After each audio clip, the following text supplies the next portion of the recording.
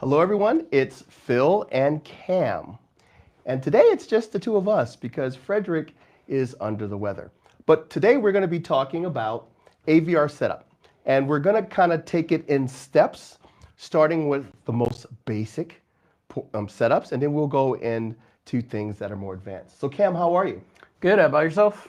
Excellent. So Cam and I do a lot of setups, and we help people whether they're doing really expensive home theater systems or whether it's their very first home theater and they're moving maybe from just a TV or sound bar into components.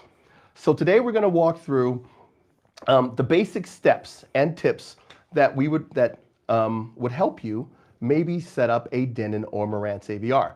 As always, there's a chat, and if you have any questions, please make sure that you toss them into the chat, and we will make sure that we answer them.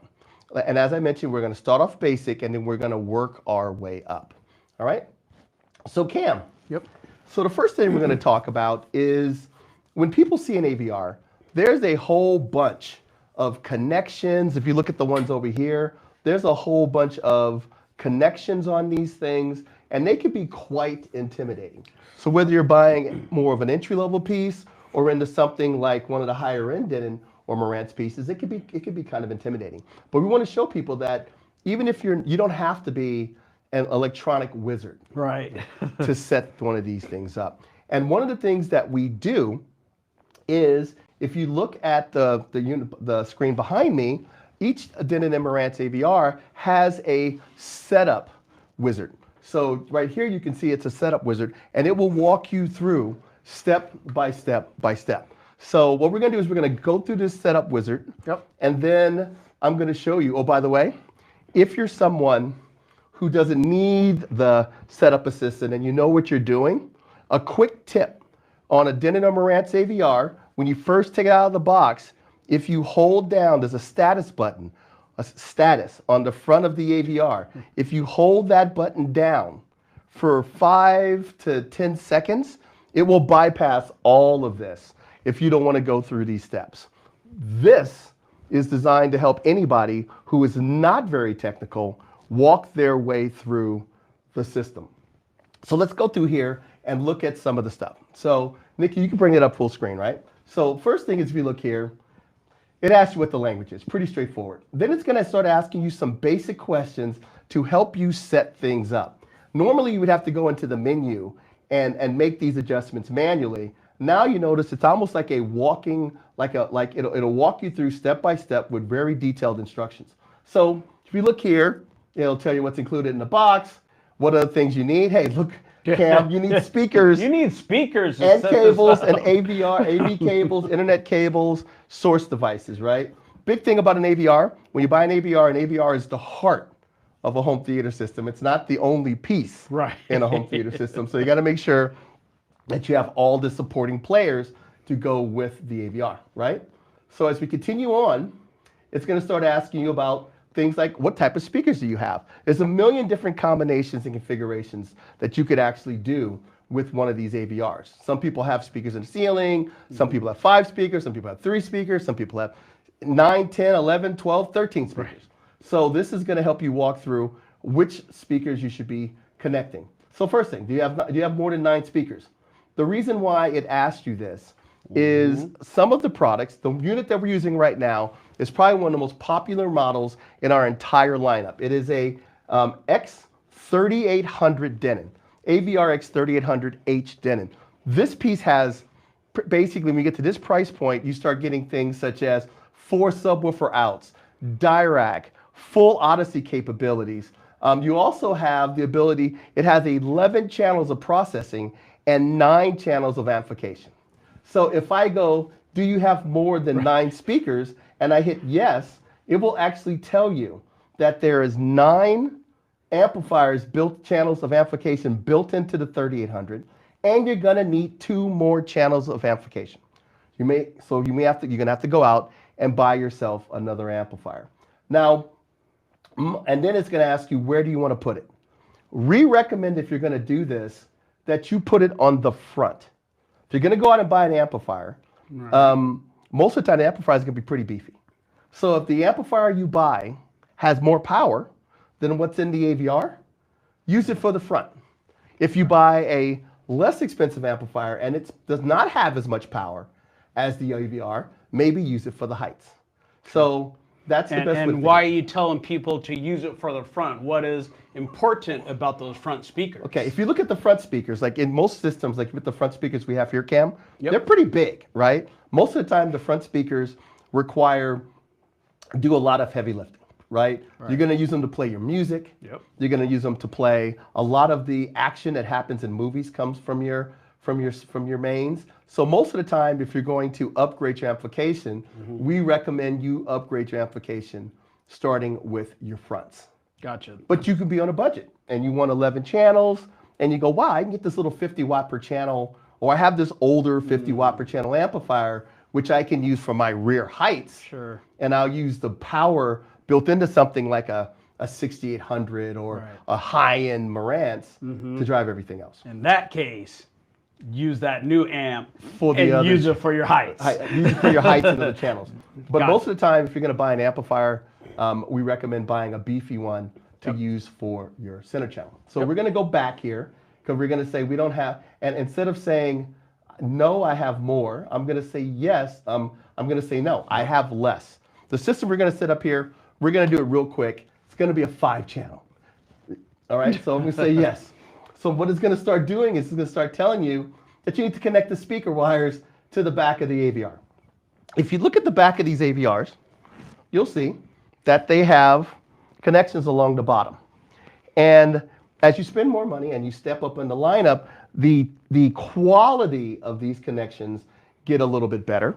You get more of them because you have more channels you're gonna connect, and of course you're gonna also have more inputs, INSIs and outsies, right? So more channels of processing, more inputs and outputs, and then the connections are gonna be a little bit higher quality, gold plated, nicer binding, nicer connections.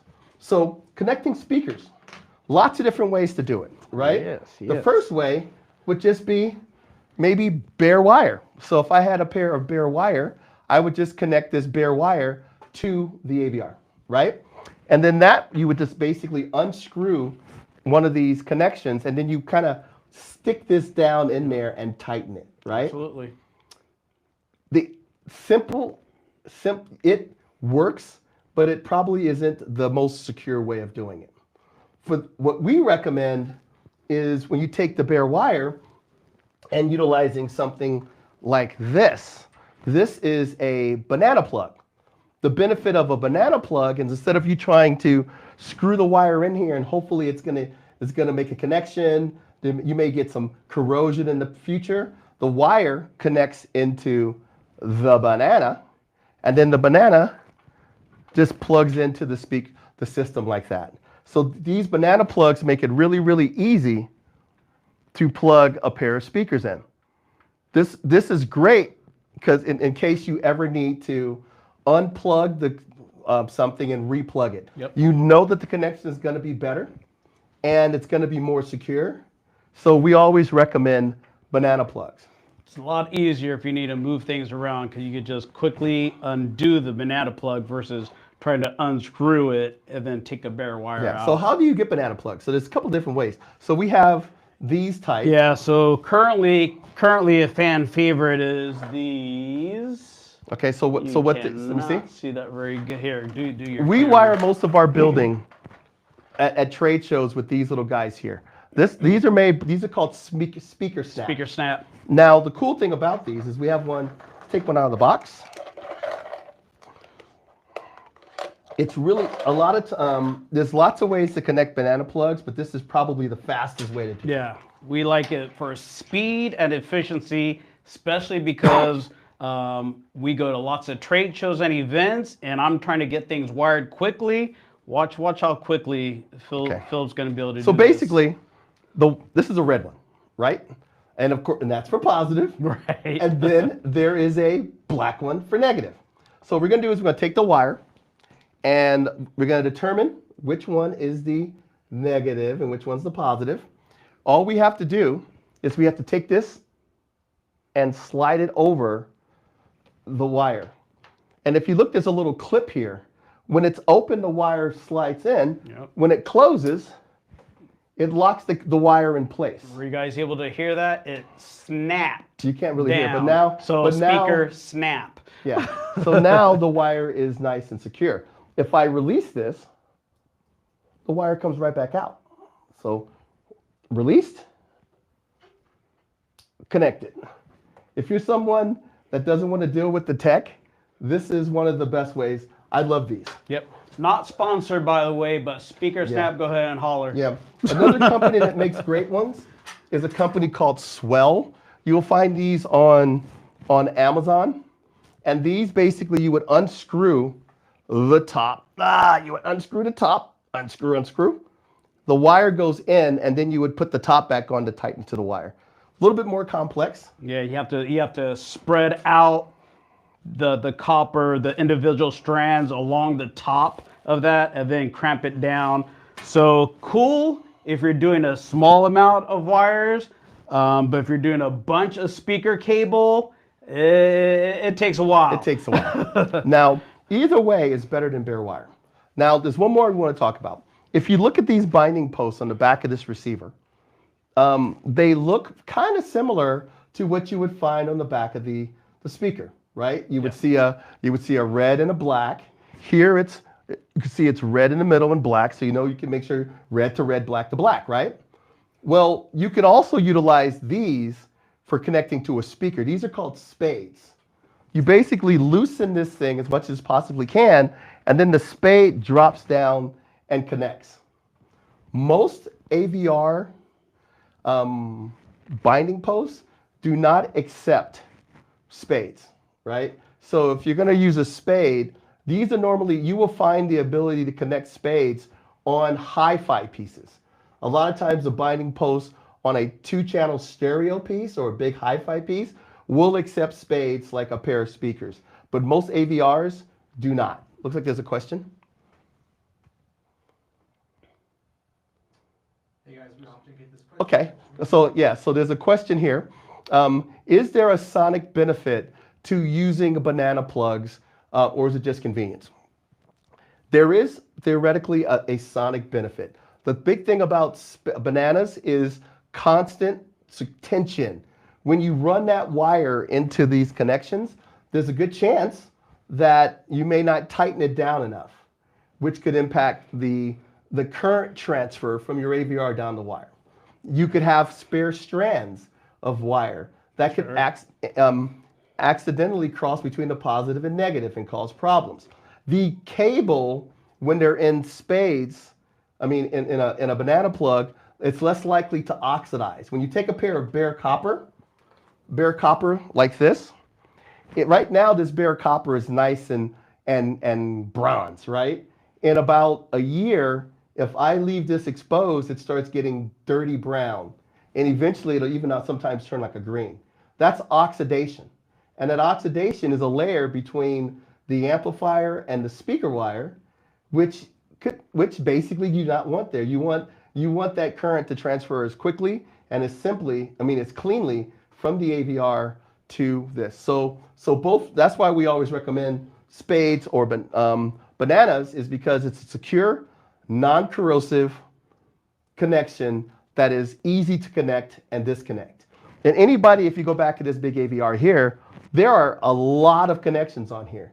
And you trying to put bare wire in each one of these things, Cam will tell you, is an absolute nightmare versus just plugging in the spades. It's a lot quicker and it's a lot simpler. So that was a very, very good question. So spades come in a variety of different sizes. So if I go back here, one's an Audio Quest, one is a Swell. There's lots of spades. Everybody makes different spades. And by the way, if you grab a very good pair of speaker wires, this is a pair of Audio Quest speaker wire, right? And these actually have their version of a banana on them. Now, if you know, as you spend more money, also the gauge of the wire. A lot of times, if you're, we recommend thicker gauge wire. A tip for that: the smaller the number of the gauge, the bigger the wire. So you would think that, so a 12 gauge wire is bigger than a 14 gauge. A 10 gauge wire is bigger than a 12 gauge. So we always recommend thicker gauge wire, and especially if you're running longer distances. Now, there's different types of wire you can buy. Most people are probably going to have something like this. This is kind of a thin stuff, you know, like the black wire with the little red line down the middle, or you'll maybe see it like this, the gold kind of wire, and it comes in a lot of different gauges as well. Or if you're running stuff in a wall, you need to have something like this. This is a in-wall rated pair of wire. A lot of times you'll see it in either white or black jacket. A lot easier to run and designed to go in the wall. But theoretically, the gauge, look at the number. This is actually a 12. This is a 14-4, which means there's 4 pieces of wire in here, and each one has is 14 gauge. All right. So if we go back to the drawing, we have all of our different connections, right? So when I hit next here, once I get everything connected, this literally cracks me up. It will walk you through the process. It even has an animation that tells you to strip the wire, how long to strip the wire. Too much stripped off, it's a good chance that it may ground out. So you don't want to go too much, but if you go too little, it may not catch, right? Then it also talks about, even here, how to insert it. So we talked about the fact you twist it, and you can just tuck that wire down in there and tighten it. Quick way to get it done, but I tell people, go get a pair of bananas. It's, you know, if you're spending enough bananas to do a regular system, it's probably going to cost you like 15, 20 bucks. If that, right? The other way too is, as we mentioned, if I go back, does it actually show me bananas? No, it doesn't, okay? And bananas is basically plug into that hole. And now it just asks you, okay, do you have a speaker? Where are you going to connect them? It literally will walk you through and highlight where each of the speakers go. Then it'll ask you if you have a center channel. So yes, we do. It tells you where to connect the center. It'll ask you, do you have a pair of rears? Yes, we do. Surrounds. It surrounds, and it'll walk you through that, right? Now the next thing it's going to say is, do you have a pair of surround backs? Because this AVR can do 7 channels if you wanted to on the floor. Our answer is no, because I didn't want to spend a whole bunch of time in here going through all of these things, right? Now it's going to ask you about your heights for things such as Dolby Atmos, DTSX, and Aural 3D. And it's going to ask you, do you have heights? And if you do, how many pairs? So do you have 2 pairs in the front? Okay. And where are those located in the front? Or maybe you have 4 pairs, and then where are those located? You know, are the fronts up here? We'll say, okay, so we'll say the fronts are here, and the rears are like that. So you can mix and match. So it'll basically walk you through. The reason why it's asking you this is because it EQs these a little differently, based on whether they're like sitting on top of the speakers like this, or whether they're in the ceiling. It needs to know that in order to effectively do it. In this application, we ain't got either. All right, so we're going to say we don't have either one of those. So do you have a subwoofer? Yes. How many do you have? We have 1 in this room, but say I went in here and I put in 4. Cam, what is the benefit of having more than 1 subwoofer in a room? Well, more is better. So if you have it within your budget to have at least 2, go ahead and get 2, because it's going to smooth out your bass response. So it's going to smooth out the bass, and then it's going to make the bass sound a lot better inside your room. You're not going to be able to localize where that bass is coming from. You don't want a boom going off because you're watching a movie and you're like, oh, the boom's right there. So having 2 subwoofers within your room is going to make your bass sound a lot smoother within your room environment. Yeah, and you'll notice this. If you have a pair of a speaker that has good bass or a subwoofer, if you walk around the room, there's going to be some spots in the room where there's more bass than others, right? If you put in multiples, where there's a dip in one is probably where the other one is being boosted. Right. So they kind of balance each other out. We normally use 4. 4 little ones are better than 1 big one. Yes, sir. Right? 4 little ones are better than 2 big ones. 2 little ones are better than 1 big one. I'd rather see you buy 2 10s than 1 12. Yes. Because you're going to get a much, much better performance. Absolutely. Now, in addition to this, if I say I have 4, we're going to talk about this later, standard. Basically, all 4 subs are going to play the same thing. Or I can go to directional. Directional means that all 4 subs will pay the 0.1 that you see in a surround sound system, but then the one closest to the rear is also going to play bass that would normally come from that speaker right there. So you could play with that. We're going to do a whole section later on another whole thing on directional bass and tweaky hi-fi. But let's just go back and say we have 1 sub in this. And on that one goes kind of opposite of what I just said about localizing bass.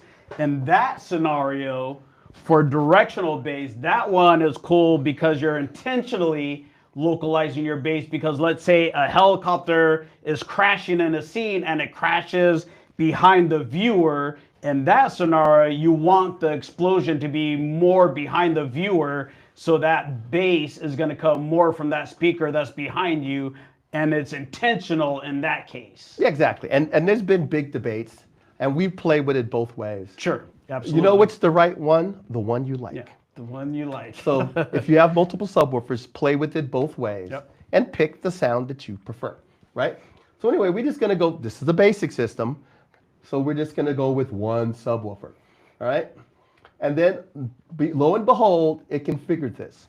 Now, you could have went in the menu and did all of this and put heights in here and this and there and 4 subs and everything else. But this asks you questions and it will configure it for you, right? The next thing it's going to do is it's going to have you test everything. So it's going to tell you to turn your subwoofer up a little bit, set about 30%. Here is a tip for you guys. A lot of times you want the subwoofer, not the volume knob on a subwoofer, you do not want it turned up too high. The reason for that is after it does when the system does its room compensation, the sub will be too loud in the system and it will turn the receiver's subwoofer output down. A lot of these subwoofers have they wake on a signal. Auto sleep. Auto sleep. Yep. They wake on a Guess what? signal. So if you have this, this says recommended 30%. Say you had that at 80%. Well, what the receiver is going to do is turn down the signal being sent to the AVR, to the subwoofer, and it may not be loud enough to wake it up when you're playing something at moderate volume. So it's better to turn the subwoofer down so the receiver sends it more signal, so it wakes it up even at lower volumes, instead of you having to crank up your receiver in order to make all of a sudden make your subwoofer pop on. I hear that one a lot. It's like, how come my subwoofer is not waking up when I play stuff? I was like, oh, tell me how you set your system up. It's like, oh, well, I had my subwoofer turned all the way up when I was doing my set. I was like, whoop, back that up. Where was it when you set it up? Oh, well, that's because now your subwoofer is not getting the signal. It needs to wake up.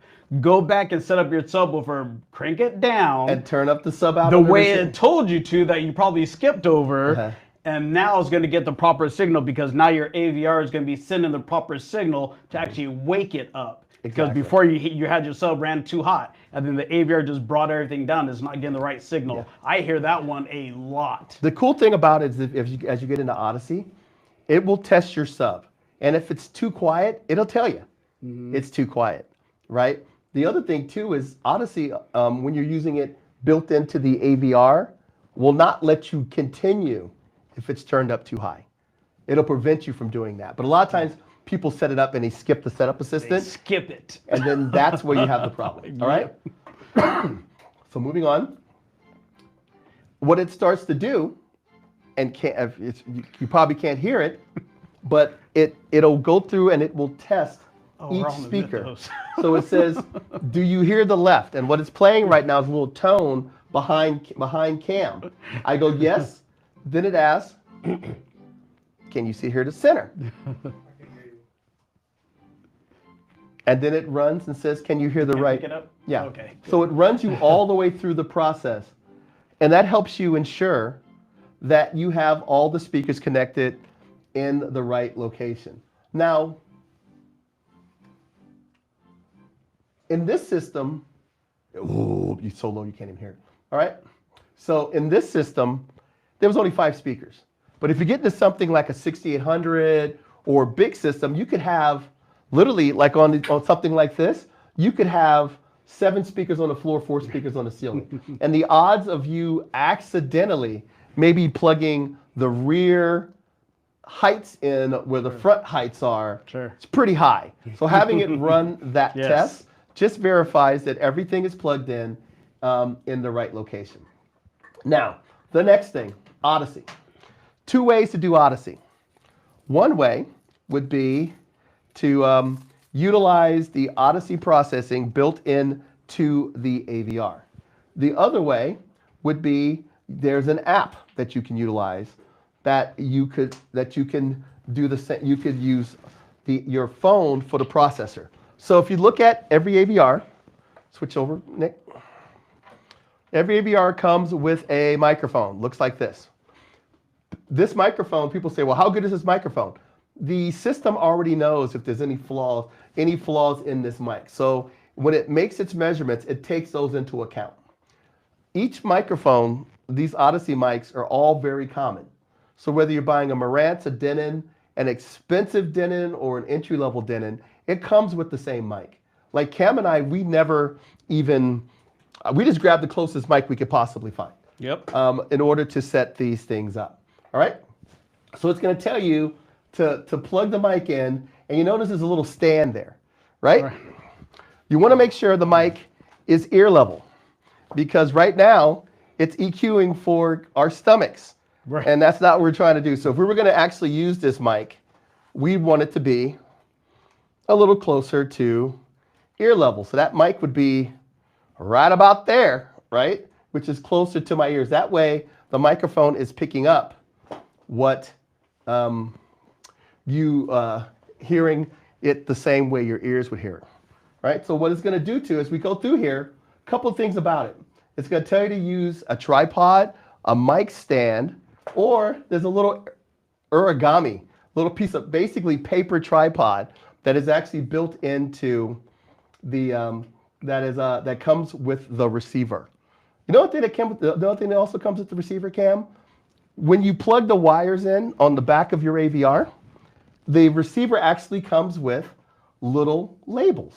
Oh yeah, yeah. So if you wanted so you to, can mark everything. you could label it. So say you had to unplug everything because you needed to move something like your cabinet. Yeah. It makes it a lot quicker to plug find the wire labeled so all your speaker cable and plug it back into the front. All right.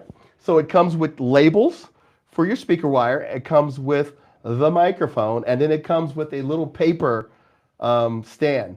But we tell people, most people have a tripod sitting around, so we tell them to use a tripod if they can. All you bloggers out there. Yeah, all you bloggers out there, right? So, and do that. Now, look at, there's a question. What's the question? Oh, we got 3 questions. So let's answer those questions before we move on. So Matt says when he runs the speaker setup, it always tells me my positive and negatives are crossed. Okay, so he's so one of the people Matt brought up that sometimes a lot of times when he runs his speaker setup, sometimes it tells him that his positive and negative are crossed. That happens sometimes. It's just, and that's just basically how the microphone is perceiving the sound, and it may see it slightly out of phase. Now, it will time correct as much as it can for that, but it just wants you to verify that you have it wired correctly. Right. So if you ever get the warning and then you see that, the red is connected, positives connected to positive, negatives connected to negative, you can move on. And then basically the receiver will utilize some delay in its timing and to kind of fix that phase issue that you see. Yeah, as long as you put eyes on and you're like, nah, I think I did it right. No. Go put eyes on, verify that you're connected the right way, and then like Phil said, then you can move past that part if you know that it's connected correctly after verifying. But even I have been caught. I saw it and I see it sometimes. Yeah, done it. And I go, well, let me go check. And I go, well, you know what? I actually have this crossed. Done it. So what's the next one? Just that one. That was the same one. Okay. So let's move on and continue on. So Cam has plugged the microphone into the AVR. And we're going to utilize the AVR's processing. A little later, we're going to do more of an advanced Audyssey thing, and we'll go through and walk. If you want to, Cam and I do a full walkthrough using the software. But we're going to use the easiest way to do it. We plug the microphone in.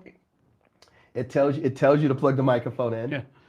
Then it recommends 8 different positions. So if you look here, it'll recommend 8 positions.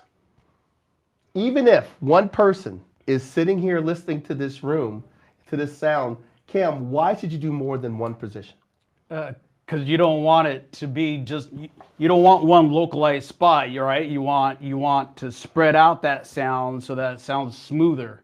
You don't want just one localized spot because then you're just hot in one spot. Yeah, well, it sounds good right here. Yeah. So unless your head is in a vice, yeah, you're not really going to do it. No one listens just Exactly. like this. So what happens is these positions may get closer if you're doing a small spot.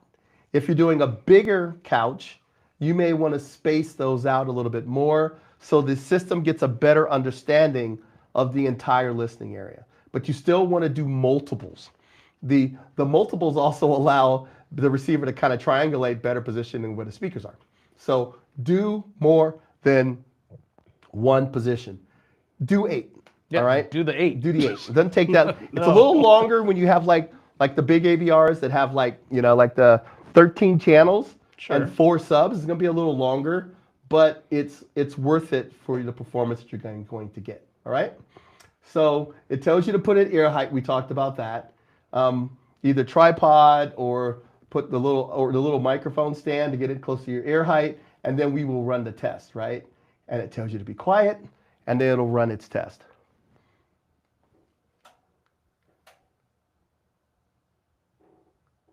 Oh, it says my sub's not loud enough. Oh, you unplugged it? Oh.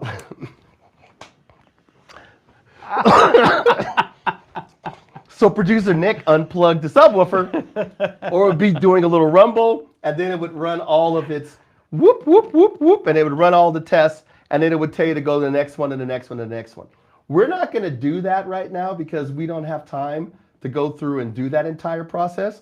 So what I did was, here's another cool tip. If you have actually come out of here, back, yes. What we're going to do is we're going to come out of here for a second because we're going to do it. I'm going to show you the stuff off of this stick. So if you want to restart, do you want to do this later? Yes. All right. So what you can do with an AVR is this AVR is actually in our one of our theater spaces. We use it to do demonstrations on a pair of Definitive Technology Mythos, which are the ones that are on the wall, right? We already had an Audyssey calibration. When you start adjusting stuff and playing with like we do right now, that would actually it will actually forget or erase its original setting. So what you can do, and we recommend this for everyone, after you finish setting up your AVR, you can actually store all of your configurations on a USB. So in case your AVR breaks or you disconnect it or your uncle comes over and he starts playing with stuff or you start playing with stuff and you accidentally erase something, you can always go back. So Cam, what I want you to do is take that and plug it into the USB on the front of the AVR. Depending on the AVR, the USB can be on the front or it can be on the back. So now when I go here to setup, we're going to go down. Actually, if I go up here right now to setup and I hit auto, you'll see that Audyssey is grayed out. Because we were playing with it, I erased the Audyssey when I started running through all the steps, right? Yeah. So what I can do now is if I go back down here to general, and I go down to down,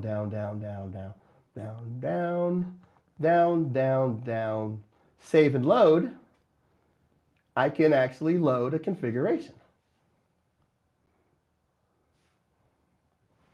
Now loading. So what it's doing now is it's loading the Audyssey configuration, the speaker sizes we had, the crossover settings we had, the inputs we had connected. Everything is now being reloaded into the AVR because I had reset it at the beginning. So it's going through and actually loading it right now. Cam, why is this a benefit? Loading? No, why is it a benefit to save your configuration? Oh, well, exactly for what you... Okay, you can unplug that. I just heard it click. You can because it's resetting itself, and you'll see that it'll ready? you can unplug it. You can unplug Still clicking. it. No, it's fine. It's already got it. Scaring me. You Oh, sure? okay, leave it in there. Cam's worried. But what you can see now I is wanted to start making noise. It reloaded, and now it's doing a full startup. The reason why I brought this up is we actually worked with a reviewer a couple of days ago, and he wanted to hear it with Audyssey on and Audyssey off. And he wanted to make some adjustments to Audyssey. There's some things you can do when you have your Audyssey, your configuration, like maybe change maybe a speaker level or a subwoofer, a crossover point. But if you select the wrong thing, it'll erase the Audyssey. Right. And he had it was like an AV10. So he had spent all the time on 4 subs That's and right. 9 point whatever, That's and it right. deleted the whole thing. Yeah. And I wish I had told him We're going to have another question after this. that he should have saved it to that stick. So plug that. So So now you can pull the stick out. So there's the use case. Yeah. So that's why it's good Yeah, so to unplug it. have it saved on a Oh, USB. I've done it. I've done it. I've been messing around You with stuff. accidentally erase it. I've been messing around with stuff, and I go, oh my god, I got to go back and do Audyssey the whole thing all over again, right? So now we got a question. Okay. Can you click on that, producer Okay. Nick, so we can read it? Well, hold on a second. But Is if there we a way to store multiple configurations on a USB stick? it will store the main configuration. Now, if you have dual speaker preset 1 and dual speaker preset 2, it'll store both of those. Okay. Okay? If you have dual speaker preset number 1 for Audyssey and Dirac on the dual speaker preset number 2, and you have a couple of Audyssey filters in there, it will store that as well. Okay. Okay? So hopefully that answered your question. If not, type back in, then we'll read it off again. Okay. Now, if you look now, lo and behold, the Audyssey now is available. So I can go in here, and I have all my Audyssey adjustments and everything else that was normally gone. Okay? So now let's go back in here, and after you do Audyssey, so say we went through and we did it the old school way, and if Nick hadn't unplugged the subwoofers, and we did the whoop, whoop, whoop, and the subs and everything else for about 5-10 minutes. Now when I go back here to speakers, and I go to Audyssey Setup. How long's that subwoofer cable? I could plug it in No, right we're here. not running that right now. We ain't got time for that. No, I man. thought you might want to listen to Go it. back. Make sure I don't hit next, because I would erase it. Right? So see here it says layout. So I can hit check results. And when I check okay. results, it says, okay, here are your distances. So I can select my distances. A couple of things about these distances, they're not the physical distance. So if that you would think, people want to take a tape measure and they want to measure the distance from their seat to the front speaker. And they go, well, that distance is different. This is not the physical distance, this is the acoustics difference.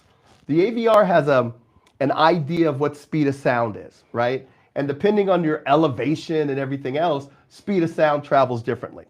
There's a certain factor that's built into the AVR.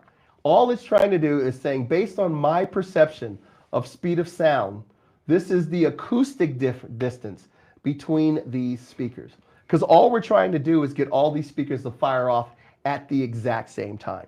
Yep. If you go in and change these because physically they're not there, like you will actually cause a bigger problem than letting these stay the way they are. Yeah. All right? Do not physically measure and plug that in there. Exactly. Now the next one would be, I can go in here and I can see my the levels for each speaker. So when I select levels here, you'll see that everything is there's all my levels, right? Most of the time the levels are going to be minus, and people ask why are they minus?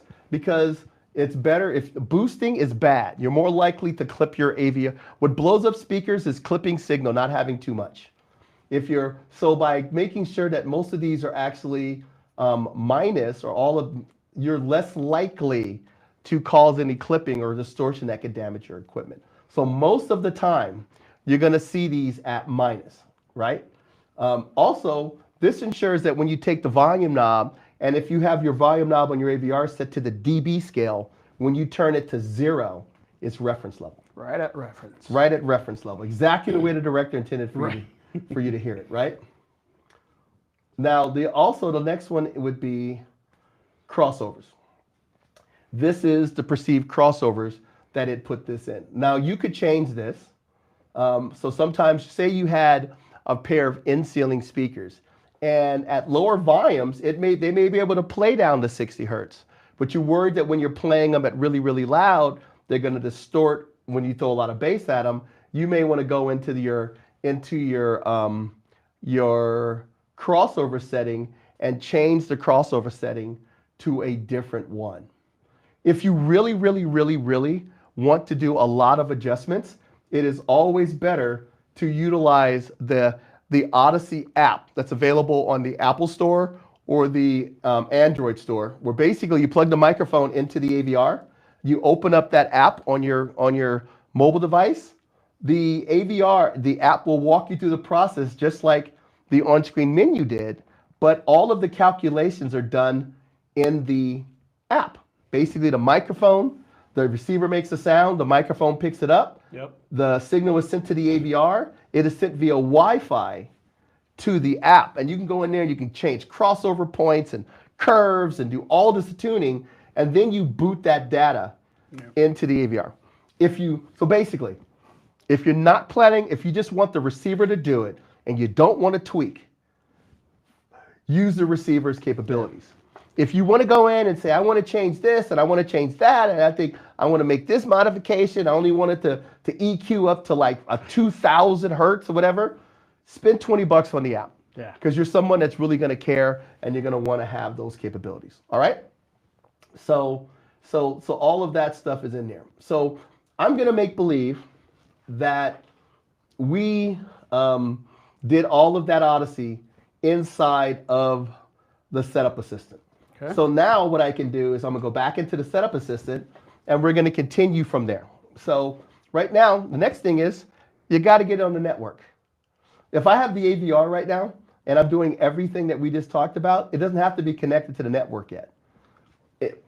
If I was going to use the app, then it does, right? Yep. But you wouldn't be using the Setup Assistant if you're going to be using the app anyway, right? Right. So what it's going to do is it's going to go through, it's going to ask you if you can hear music. And what that's doing is it's going to play like a network. Like if you're connected to the network, you'll hear some music coming out from the AVR. And then from there, it's going to say, and that just tells you it's connected to the network.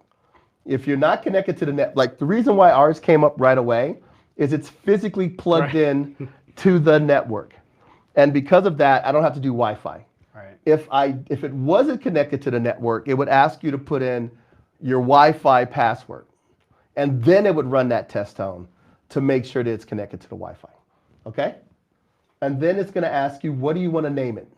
So out of the box, so Cam, to keep everything organized, because we have how many zones of HEOS in this building? 30 something? We're over 30. We label it. And the reason why we do this All labeled. is everything is labeled. So if Cam is on the other side of the building and he wants to play music in this room or shut off music in this room, he knows what it is. If that was just labeled Didn't X3800, we got like a dozen of those in the building. That could be anywhere. It could be anywhere. But we know this is Stagecoach. That's this meeting room, right? And it's this AVR, so he could turn it off, right? The next thing that we're going to do is if we go back here, it's going to ask you things like audio setup. And it's going to check to see if your AVR is connected via eARC, which we're not. And if it is, it's going to walk you through that whole process to make sure that if you want the AVR, the TV to control the AVR, you want to pick up the remote control from the TV and use that remote control to turn the receiver on and off, or use the TV's remote control. This remote control. Most people are scared of remotes. So often, I like this one. My wife likes this one, right? She knows when she turns on the TV, it turns on that receiver. She doesn't know why. She doesn't know how. She doesn't care. She knows when she picks Tidal or she picks Netflix or Disney Plus on the Sony TV, that sound plays through the speakers. Why? Because of HDMI CEC. HDMI ARC. Yeah. She knows that when she turns the volume up on this remote control on the TV, it turns up the AVR. And she knows when she turns this off, the AVR turns off. That is what the TV audio setup is for, to ask you if you want to do that. If you're a geek and you don't like that, or you're an installer, you don't have to use it, you can bypass it. Some other things, inputs. What inputs do you have? It's going to ask, and it's going to walk you through each input. What input do you have? You have a Blu-ray player? Plug it in here. You have a cable box? Plug it in here. You have a media player? Plug it in here. What do you want to name it? Or when you plug it in, the receiver will recognize it's an Apple TV or a Roku, and it'll name it itself, right? It even picked up when I plugged in my PS5. It called it a PlayStation. I was like, what? Yeah, it'll enable it. That's all the wonders of HDMI, right? So it'll go through and ask you all of the different ones that you have, which ones do you have, and it'll walk you through where to connect those particular devices. Yes, sir. Questions? You got a lot. Oh, look at that. Questions coming through. More.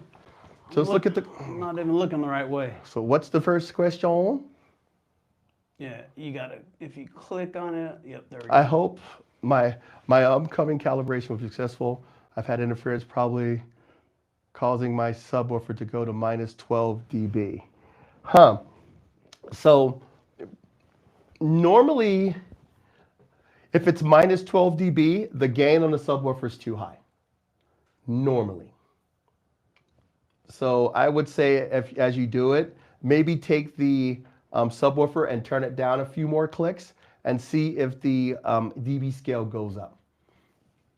So what's the next one? Another common question is whether it is best to connect all the sources to the TV and then ARC to the receiver, or all the sources to the receiver and connect to the TV. To me, in most situations, it's better to connect. It depends. If you look here, this TV is on the wall, right? And this TV, we have one wire running through the wall for a clean install, right? So now, and the only reason why I can do that is we have the Kaleidoscape, the Roku, the Apple TV, the VCR, the game system connected directly to the AVR. Everything's in the and there's AVR. one wire that goes up. Yes. Right? If it's sitting on a stand, that may be a different conversation, but I recommend in most situations, plug all the inputs into the receiver and send one cable up to the AVR. And the only thing the AVR has to send back is if I'm using Netflix or YouTube in the TV, sending it back. But if I have an Apple TV, I'm not using the smart features. Right. So it is always best. We always recommend plug everything into the AVR and send one wire up to the TV. It's going to be a lot of a simpler application. Yep. That's how I personally use it at my house as well. Okay. Is there another one? It's just saying if it works, it works. If it works, it works. Exactly. But like I said, if the TV's sitting on a stand, and it may be the better way to go. The other thing too to consider is if I have that receiver way down here and I have that TV way up there, in order to run that wire through the wall, that is like a 10-foot, 15-foot HDMI. If everything's going up to the TV on the wall, now you're buying 4 or 5 15-foot cables versus one 15-foot cable and a bunch of 3-footers to plug them into the AVR under the rack. Right. So it all depends on the application. There is no right and wrong. It's just which one do you prefer. Yeah. We find plug them. There's so many inputs on here. There's more inputs on this receiver than there is going to be. Switch over. There's more inputs on this receiver than there is going to be on that TV. So most of the time, it's better to go directly into here. Sure. Yep. Okay. All right. Great questions. So then the last one, of course, if I go back here, is mobile apps. This is going to walk you through how to set up HEOS. HEOS is our multi-zone music distribution system. So it will tell you to download the HEOS app from the Google and Android store so you could stream music from streaming services to the AVR. It also recommends that you download the Denon app. There's a Denon app for this, and there's also a version for Marantz where if you don't want to pick up your remote control, you can open up that app on your smartphone and you can control the AVR from that app. I use it a lot. Sometimes But I'm my wife has 50-50. My wife has it, Yeah. and I have a control system, and I'm too lazy to reach over and grab the control system, and my phone is right Guilty. here, and I just want to turn the volume up. Yep. Often I would just open up the app, the Marantz Same. app or the Denon app on my phone and Same. turn the volume up and down. Yep. So Bloop. it's free. Both of them are free. Utilize them, people. Utilize them. All right. So that's the basics, right? So once you go through those things, you're pretty much set when it comes to setting up your receiver using the setup assistant. Now, if you were a hardcore person and you were a veteran, the way that you would normally do it is, as I mentioned, you would take it out of the box and that setup assistant button, Status. it would say Status. set up your stuff. You would hold down the status Yes. button Yes. when you first take out a box, and it would immediately take you to this menu. And you just bypass all of that, right? Because now I can go in here and say, okay, I want to go in and I want to assign my inputs myself. Yeah. I know what they are. I want to do all these adjustments. I know I can go in and change what HDMI input. I want the cable, instead of being on HDMI 1, I want it to be on HDMI 2. You can just lose your mind. I go in here, I can rename sources. So if I don't like the name it gave it, I can go in here and rename it. So for example, right now, the media player, this one is not a Strat anymore. It's actually a Blu-ray player. So I can go back in here and I can actually make those adjustments, right? The other one that's really cool is if you have someone in your family who's not very technical, and one of the other things you can do is hide unused sources.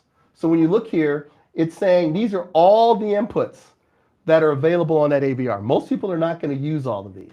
So say you're using a cable box, your Blu-ray player, your game system, and that's it. You can go in and hide all of the ones you're not using. So I can go in here and I can hide this. So now what happens, if I walk up to the receiver and I turn the input button, I could tell my wife or my kids, turn on the receiver, walk over to the receiver and turn the knob until you see PlayStation. Yep. And the only thing they see is PlayStation, Apple TV, and my Straddle player. And everything else is hidden. And it's a lot easier. So these are things that you can do more advanced. So if you want to go in and say, I'm not going to use a setup assistant, what can I do manually? These are the things you can do. This one's kind of cool too. Source level. So say you have you are in phono, and your phonograph does not play as loud as your CD player. You can actually go in here when it's set to phono and turn it up a little bit. That way, when you switch from your CD player to your phono player, you're not constantly playing with the volume control. So this is adjust your input level by the current source. So right now the source we're on is, I believe, media player. Oh, right. Right?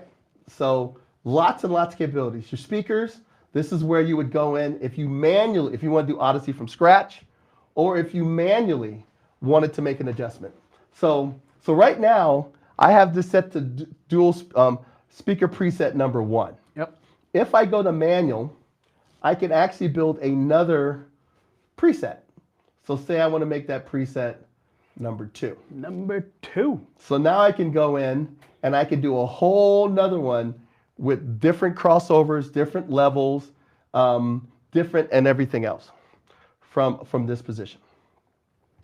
So really, really cool. One more tip. If you look here, right now this system is set up really, really, really, really basic, right? But actually, no, it's not. This one is set up pretty elaborate. Oh yeah, because we went to preset 2. Exactly. So I can go in here and I could do a whole bunch of different configurations. Like for example, there's the one that we talked about, switch over, where the mains are running off an amplifier. Hence it says pre, and all of the other 9 channels are driving everything else, right? And then you see up there it says pre-out only. Yep. If I decided in the future that I wanted another amplifier to drive my my center channel, get over there. I can actually go like this and say pre-out, and then maybe over here pre-out. So say I went out and got a 5-channel, I can now use a 5-channel amp to drive everything else, and the rest of the power, all the other speakers are powered by the AVR. So tons and tons. Speaker pre-out, let's go back to speaker pre-out of capabilities. Now when you do all of this, what things change. So say I go in here, what's cool about a receiver, like I say I have this receiver has 9 channels of amplification. Mm-hmm. If I only have 5 speakers, maybe I could take some of those channels and I can do what's called biamping, which means I can take 2 channels and drive the left speaker, and 2 channels and drive the right speaker. So say the amplifier is 130 watts per channel normally. Yep. Now I'm sending 130 by 2 to that speaker and 130 by 2 to that speaker. Pretty slick, because I'm not using the power anyway. Right. Now when you do all of this stuff, remember I was saying the wiring is going to be different each time. So the way you want to get around that is this right here. It says view terminals. After, if you have a really elaborate system, this is what caught us a couple of times when we were switching from one model to another. Oh yeah. Which connections you use changes based on what configuration you choose. Yep. So, and you will hear it click. Yep. And when it's clicking, it's rerouting its power to certain things. So for example, this was biamp, right? Now so it's telling me that if for the front channel, I am using height 1 and height 2 for one channel. Yep. And then I'm using front 1 and front 2 for another channel. How would you ever figure that out unless you use this? Yeah, you would So if you make these adjustments, Yeah. make sure that you go to that view terminal configuration, or it's going to be a nightmare. Yes. Next question.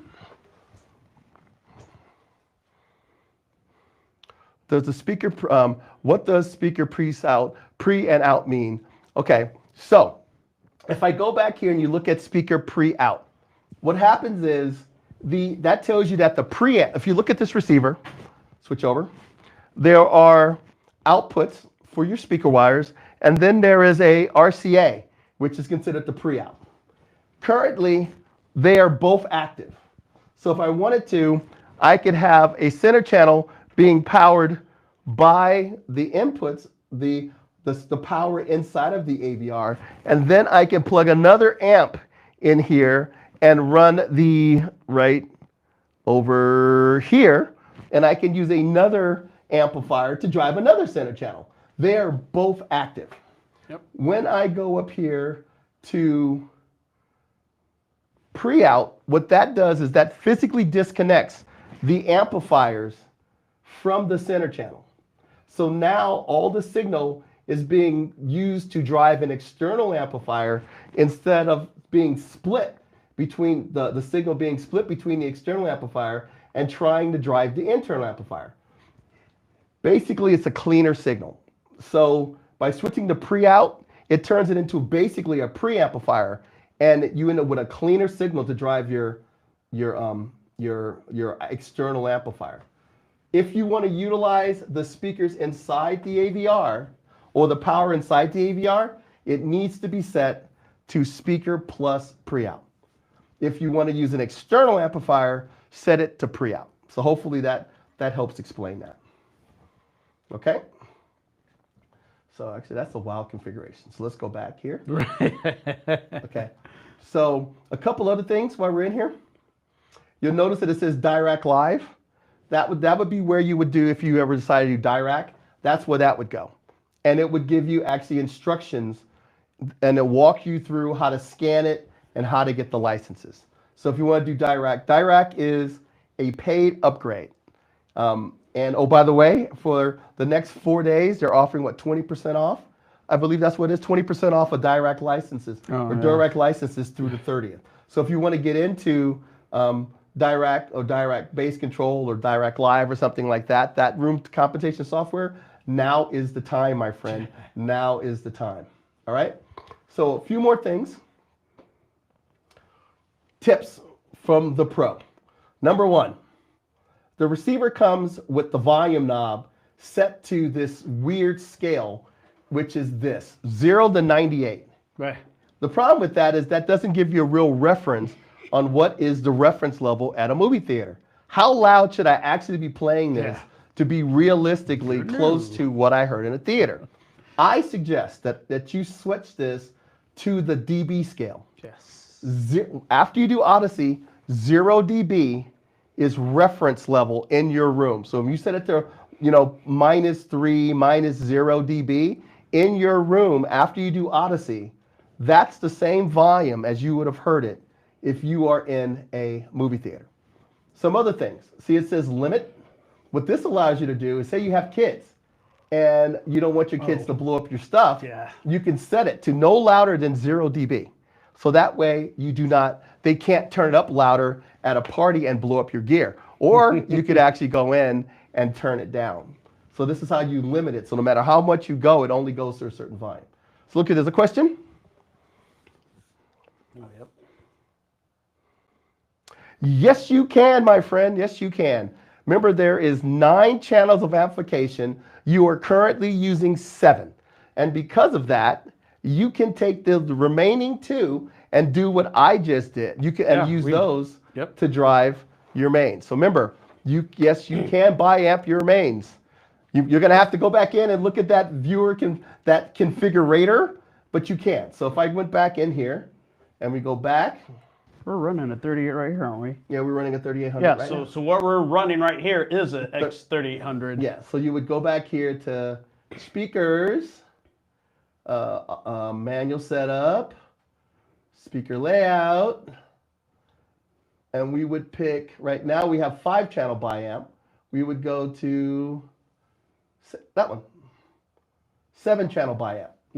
Okay. Ta-da! And now you can take that leftover and now you can bi-amp your fronts and you still got your heights. So yes, you can, my friend. Yes, you can. Hey, that means you actually learned something and hopefully you're going to utilize it. And hopefully that's a great tip. All right? Okay, so let's go back to this. Boop, boop, boop, boop, boop. Oh, Okay. and so on that, it said 7-channel, and he asked about 5-channel. No, he had a 5.1.2. He had he did. Okay, okay. 7 channels. Okay. You got 9 left over. I got you. So the interesting thing is the 0.1 is not really considered a channel. No, it's not. So 5.1.2 means 7 channels. Yep. 5.1.4 is a 9 channel. Yep. Okay. So some other things we've already talked about the audio. Some more things I want to point out here. This one right here. Audyssey, we're not on the right one. So I got to come back. Yeah, I got to go back to 1. Got to go back to Preset 1. Come on back. manual. Hopefully I didn't change too much. We'll find out if I did. All right. Okay. So now we go back. I think you're good. Back.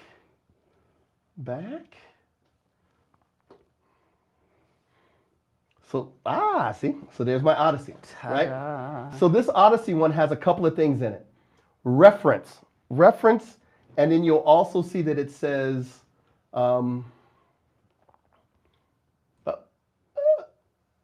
bypass, which means don't use Audyssey for my front 2 speakers. And the last one is flat. Don't use flat. Or the way that it happens is if you go to a movie theater, the speakers are behind the screen, and that screen is 100 feet away from you. Right? So the air acts as an absorption material, and it rolls off some of the higher frequencies. Yeah. A lot of times when they remix the movies, they still leave that high frequency in. Sure. And what you'll notice is basically that's called a far field mix. You're listening to it near field, close. Right. And what happens is when you do this, in many situations, it's too bright. So what reference does is reference rolls off some of the higher frequencies. What that does is that allows you to play it louder at higher volumes without fatigue. I'm not here to tell you which way is best, and you can experiment between the two, but we have found that most people prefer reference, right? Yep. And of course, you get into other things like dynamic EQ. This is basically, I mentioned that 0 is reference level. Sometimes I can run it that way, but often my wife will not allow me. And what this allows me to do is if I turn this on, what this does is at lower volumes, below 0, it adds a little bit more bass and treble to it. Think of it like a loudness control on an old hi-fi piece. So it still sounds punchy and dynamic, even at lower volumes. Sure. Now, as you turn it up to reference level, this gets bypassed. Yeah. All right? Dynamic volume is basically, think of it as a dynamic compression. So what this allows you to do is it reduces the amount of the difference between very quiet and very loud. So if you're worried about disturbing your neighbors at night, you can turn this on. And it has light, medium, heavy. Heavy is a gunshot and a conversation are about the same level, right? Off means quiet conversation, super loud gunshot, right? So you can go in here and mess with that. And then the last one that's kind of a cool one is called low frequency containment. What this is this basically swaps out bass notes that go through drywall with bass notes that normally don't. So what happens if you're worried about your neighbor complaining about too much bass in the room, this helps give you some bass without disturbing your neighbors. Is it accurate bass? No. No. Probably not. Probably not. But some bass is better than what? No bass. Exactly. Exactly. So those are all cool Audyssey tricks. So tips, I say leave reference, set it to reference, leave dynamic EQ on. That is how most of the time, even in our reference theater, that is how it's set. Because even in our reference theater, half the time, 0 is loud. We do it for jump scares and stuff like that, but sometimes people don't want to hear it at that volume. All right? So any other questions that we can actually go through? I think that's it. Okay. Oh, okay. So we're right on time. Let me show you one more tip, that I really love about this AVR. So HDMI can be the death of you, right? First thing, you'll see here it has HDMI signals, 4K, 8K, all that stuff. Leave it in its default. All right? Don't touch it. Don't touch it. The setup assistant will walk you through the steps and tell you when to touch it and not. Yep. If you have a device that is 8K, you can go in here and change it to 8K. But when I select this, it's going to ask me, are you sure? It's a different level of communication. And so basically, if I switch it to this, how the HDMI cable is being used changes. And if you're trying to select 8K and your device does not have an 8K output, you will not get a picture. Right. So we tell people just leave it in enhanced. Unless you have a game system, which is pretty much the only thing you will switch to enhance, don't touch it. Okay? Could see when he even switched it on there, it gave a little. Are you sure? A little disclaimer on the screen. There's like, yeah, if you go to 8K, it's going to require an enhanced. Please use a certified ultra high-speed HDMI cable for 8K, and so it tells you all of that know what stuff. you're doing. So don't mess with this unless people think I just turn up to 8K, it must be better. I'm turning it on. It says 8K. 8K, Exactly. It must be better. Exactly. And the same thing with this one right here. I love this one. This is if you have two different sources. So I can actually go in and I can say I want to send a video to monitor 1. I can send a video to a projector or a TV, and the receiver will switch automatically between depending on which one is on. So tons and tons and tons of capabilities. We may have to spend a whole nother session on HDMI at a later date. But I see a question. So let's. So Well, I it's a think long that's it. one. Let's answer some questions before we let you guys go. That's a long one. Using the same speakers in AVR, if I set the master volume to reference in a large living room and also set it to a small living room, should I hear a difference in loudness? No, you will not, because if you ran Audyssey for both rooms, what you will notice is if I go to the speaker level outputs, the speaker level outputs will be maybe -6, -8 in the little room, and -1 or -2 in the big room. Basically, it will turn, so basically the goal is whether the room is large or small, make it 0 reference level. So the volume will still be the volume. It's just the level adjustments for each speaker will change between the 2 rooms. That was a great question. Thank you very much. Super good question, but yeah, Audyssey would have. Exactly. So but it only applies with Audyssey. If you're not doing Audyssey or you're doing Dirac, it's not the same. Okay, this only applies to Audyssey. Audyssey sets 0 to reference level by attenuating your speakers to ensure that when you turn it to 0, it's reference. Most speakers are are quite sensitive, so it's very rare that you'll see a speaker that's boosted. Right. Most of the time you'll see the signal cut. All right. Is there any more questions before I let you guys go? Got another one. Great tip for the future. Oh, nice. Yeah. Thank you. Yeah. So the interesting thing is people go, well, why would I buy a new receiver if I don't need more than 7 channels? Why would I buy an 11 channel? We just talked about that. Second zone, future-proof, 8K, the ability to bi-amp your mains. Right. There's a lot of reasons that even, that even if you already have a 7-channel, you may want to buy a 9-channel, a newer 9-channel, just for Dirac, more capabilities, more video capabilities, more surround sound modes, and the ability to do things like bi-amping and multi-zone. So there's still reasons to even step up to your AVRs. Cool thing is, regardless of one of these, whether you buy this Denon AVR over here, which is like an S, the other one over here, the widescreen, let's look at one. Whether you buy something like this guy, which is like an S960, or you buy something like this, which is a 6800, this one costs about 4 times more. A lot of the functionality, the menu system I just showed you, the Audyssey functionality, the Audyssey walkthrough I just showed you, the video, renaming, all that stuff is common. HEOS is common. The app is common. It's just that this one has more surround sound modes, more power, more connectivity, you know, and a higher level of Audyssey built in. All right, when it comes to how many adjustments it actually makes. But this technology kind of goes between the two. And the menu system on a Marantz is very similar to a Denon. All the stuff we showed you is about the same.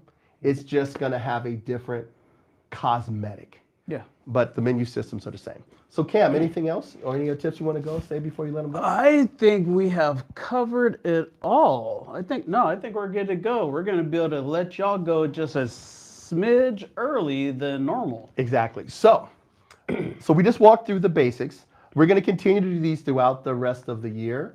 And we'll get into more detail, maybe a full laptop walkthrough of the technical Audyssey, and we'll get to Dirac when active room treatment is finally switched on, and walk everybody through that. Next one, I think we're gonna be doing subwoofer placement and subwoofer setup. We're doing speaker setup. We're gonna do acoustic treatments. So we're just gonna try to give you guys a couple of tips. So hopefully everybody got a little bit out of this. So whether you're super technical or whether you're just someone that's kind of getting into this, hopefully you got something rewarding from our conversation. Is there anything else, or are we done? One last question. One last question before you let us go. Regarding Denon Home amp and an M1, are the amp modules compatible okay, so the M1 and the Denon Home amp both use the same Axine-based amplifier that is built by us, right? The Marantz does have Marantz musical digital filtering, which is a unique circuit that is designed to make it sound more like a Marantz. The M1 is also manufactured in Japan. We actually watched the assembly line of 5 people pretty much hand make those products. So when it comes to the amplifier stages, they are the same, but the Marantz has a different circuit in it to make it sound more like a Marantz, and it's made in Japan, which are the 2 reasons why it commands a premium. Okay, and I think that is it. So thank you guys. Actually, we should do maybe an M1 Denon Home one in the future. Yeah. And we will actually put that on the to-do list as well. Absolutely. So Cam, thank you for coming and doing this with me again. And Nick, who's always hiding in the shadows, thank you for actually doing all the switching and setting this whole thing up. So take care, everyone, and we will talk to you in a couple of weeks.